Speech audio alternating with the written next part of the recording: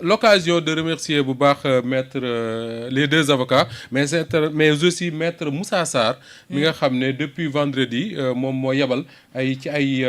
collègues am ay confrères am pour ñu dem taxawu Pape Sané ñu ngi leen ci gërëm bu baax a baax. Alors je vais voir rapidement le numéro de l'avocat Georges yaa ngi woon ci mbiru comment ça s'appelle bés waaw. waaw na ma leen bés moom dañ koy rafetlu rek parce que quand même comme ni ma ko waxee woon léegi rek essence defoon Sénégal fii cheraay boo xam ne ñëpp ko doon ñaawlu parce que ñu bëri dañ ko doon comparé ak prix essence fële ci Mali bi nga xam ne suñu voisin la mais quand même demoon na ba yegg foo xam ne c'était terrible quoi donc man a tamit comme wàññi nañu aussi ñu bañ yem si essence beek rek te ñu yokk si peut-être électricité bi ak ndox mi parce que ku ne xam na ne électricité fu mu nekk nii cher na trop dégg naa keroog Assemblée nationale nag je crois Birame Souleye moo ko wax qu'il avait envisagé ñu wàññi njëgu électricité bi dama xamagul nag fan lay mujj. dañ ne début janvier voilà janvier 2026. pour la première tranche. waaw début janvier 2026 donc.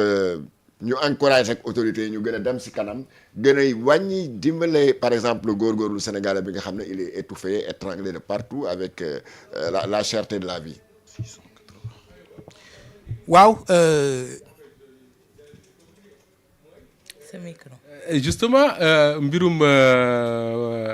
bés bi dafa arrivé ci contexte boo xam ne dañ ne réew mi amul dara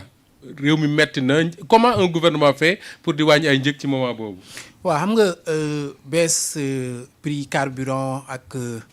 gaz bi day dépendre souvent ci cours mondiaux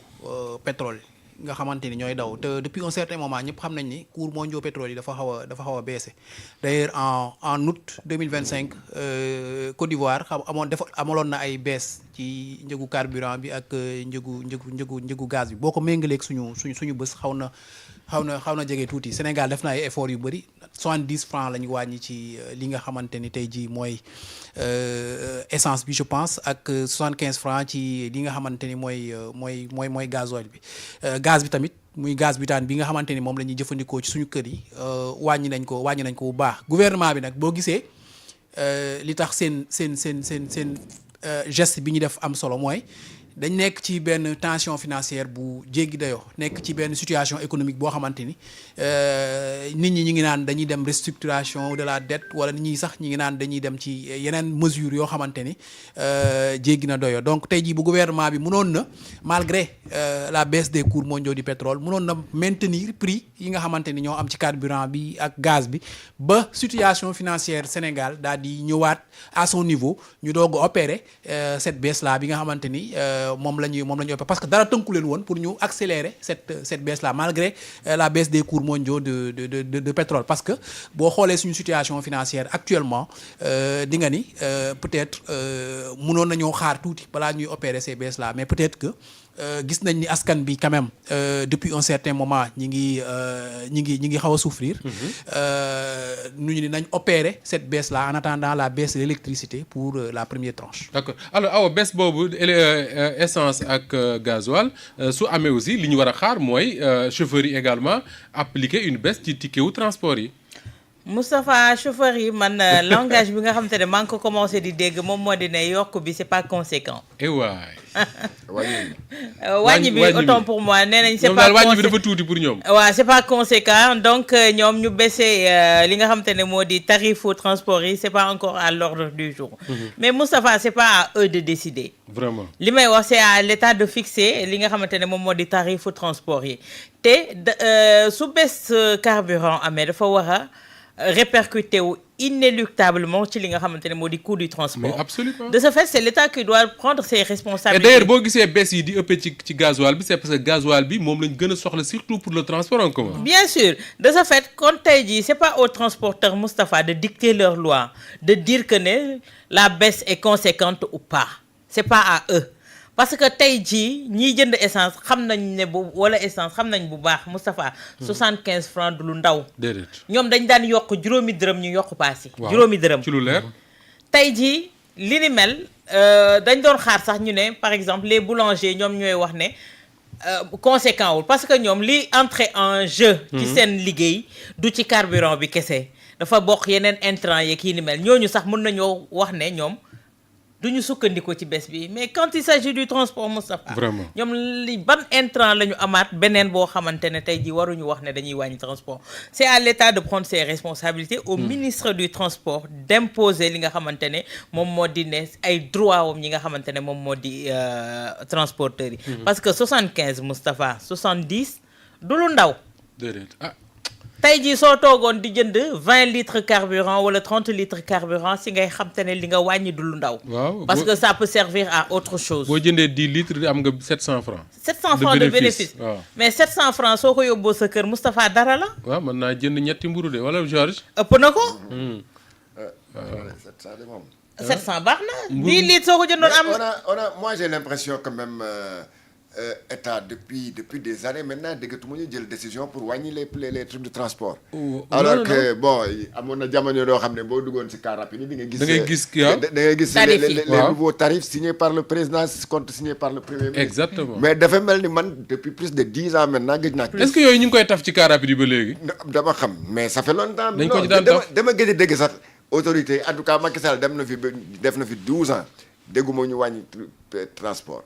Donc finalement dafa mel ni les prix de transport là c'est fixé par les entre ñoom chauffeurs entre ñoom. mais Moussa Faye yaa ngi naan est-ce que yaa ngi koy gis ci car rapide mais suñuy topp norme ak li nga xamante ne moo di droit est-ce que car rapide tey waroon nañu bokk ci circuit bi si li ñuy xamoon dañ ne woon dañ leen di retirer ci circuit di leen remplacer ndànk-ndànk avec les c'est la grande tata question rek. loolu moom moo ko indi woon est-ce que tey jii si droit ñoom war nañu continuer di bokk ci circuit transport en commun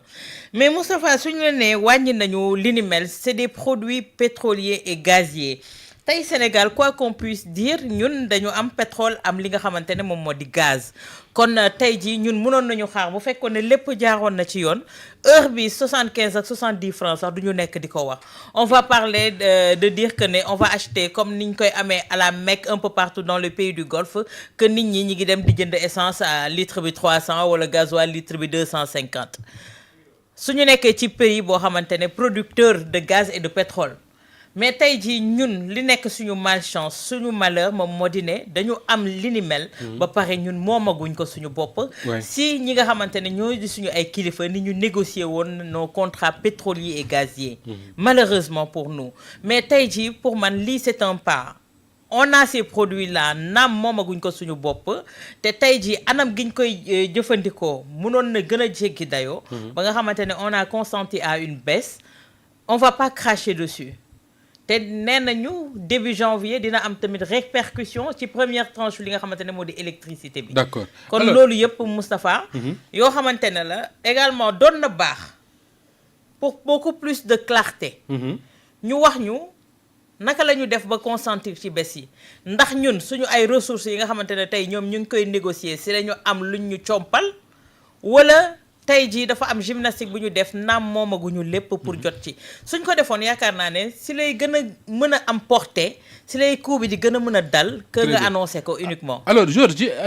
foofu Awa Diop Ndiaye daanale sax parce que Ousmane Sonko dafa insister keroog dinañ ci ñëw léegi démb sur la transparence ñu bari jàpp ne su fekkee ne transparence am na ci ñu yore réew mi maanaam surfacturation amul guerre amul en tout cas wàññeeku na ci réew mi ñu ne njëg yu bari dina mën a wàññeeku parce que état bi dina mën a supporter yenn charges yi est-ce que jàpp nga ne transparence mooy finalement la voie. mais oui transparence nee naa bu suñu réewu Afrique de transparence moom. ak bonne gouvernance ñooy ànd.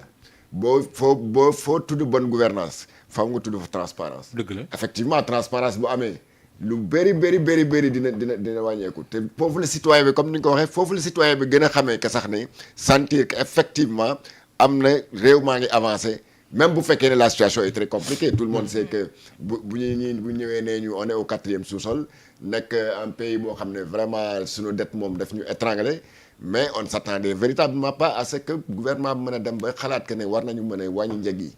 donc loolu buñ ko defee mënuñu ko def dara du dul applaudir encourage leen pour wàññi yooyu ba ñu yem si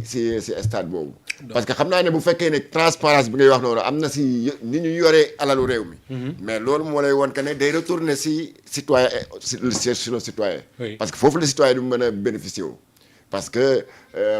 c'est pas comment on appelle ça encore là waruñu yéeg rek ni ñi nga xam ne ñooy fay impôt comme par exemple les fonctionnaires ak yeneen agents yi les travailleurs moom wàññi nañ seen impôt. mais citoyen boo xam ne nekkul fonctionnaire il n'a pas de salaire mais kooku boo ko bàyyee donc defaloo ko dara mooy ni nga ko mën a arranger mooy nga fexe ba produit yi nga xam ne moom lay jëfandikoo moom mu yëg si boppam. gis ci boppam à travers par exemple ces baisses là et une gestion transparente. mi ngi noonu alors Awa Diom Ndiaye ñu waxtaanee beneen mbir muy li ñu tuddee la journée des martyrs Ousmane Sonko ak waa parteem ñoo ko doon amal foofule ca Grand Théâtre démb ci dimanche ji.